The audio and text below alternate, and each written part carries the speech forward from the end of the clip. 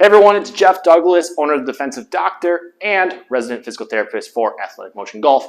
And today we're gonna come here and I'm just gonna show you the basic principles for any kind of rowing exercise that you do, or what we call as a pulling exercise. So in most workouts for an upper body, I'll do some kind of pulling motion. There's a vertical pulling, like a pull up or like a lat pull down. There's also horizontal pulls, which is gonna be your rows, all right?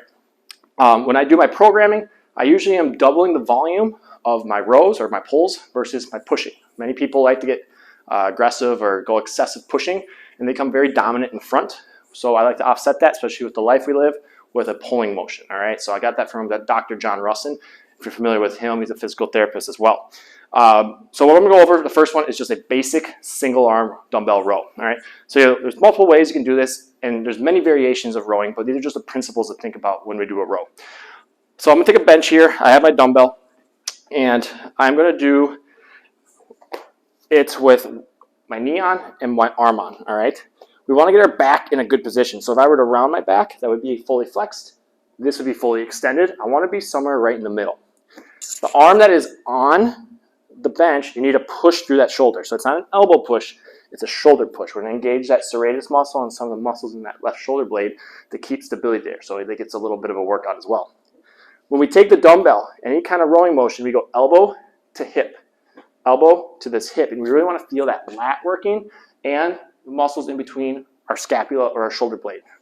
So we take the dumbbell, get your back in a good position, I'm engaging that shoulder on the other side, and I'm pulling elbow to hip. And what people will do a lot of times is just let gravity take it down, and then they'll pull it back up, gravity take it down, versus pull it here, good squeeze in that lat, good squeeze between the shoulder blades, and then it's a 1,000, 1,000 down. Control it down. Make your muscles work the whole time. Back up, bring it down, nice and slow. I don't want to see shoulder going towards your ear when you're doing this. If you're doing too much weight, that's probably something you'll see. I don't want a shoulder shrug. I don't want you getting your body into it. I don't want to see any rotation. That means you're probably, again, doing too much weight. We're really just focusing on getting our back muscles only on this one, and a little bit of your biceps here. So pull, nice and slow down. Pull, nice and slow down. All right, I'm going to switch over to a cable variation, all right, but the principles are the same. So we'll switch over, I'll talk you through that one, and you're going to see there's not much of a difference when we do this. It's pretty much the same things over and over and over, just changing the line of pull, which then also can dictate what muscles we're working between each one and how much weight we can do. So we'll jump over to that. All right, so we're going to go over a cable variation. Again, like I said many times, principles are the same. I'm going to show a face pull here, all right, just one style of a pull or a row. It's going to work your arms a little bit higher in a higher range of motion. Going to get your upper shoulder blade muscles a little bit more, maybe not so much your lats now when we do this, okay? But again, I don't really care about the actual variation. I just want you to see the big things we talk about, okay? So when we're in here, never want to lean back when we're doing any kind of pulling motion. We never want any rotation with the body. Everything's locked in place. So think about rib cage locking down into your pelvis. So let's keep that right there.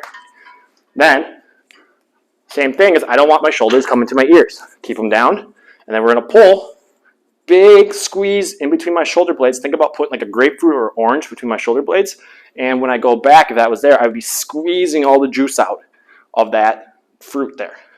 All right, and then same thing, pull it, and then nice and controlled back. Pull it, nice and controlled back. So the big things to look for when I'm doing any kind of row variation is we don't want compensation. I don't want my neck muscles jumping in. I don't want my upper shoulder muscles jumping in. I don't want my body helping me to do it. We want it nice and controlled, so make sure you pick the appropriate weight and the appropriate sets and reps. If you're getting fatigued because you're doing too many reps or your intensity is too high, back off, build up to it. Don't overdo it. That's where people get hurt, is they try to do too much too soon. All right?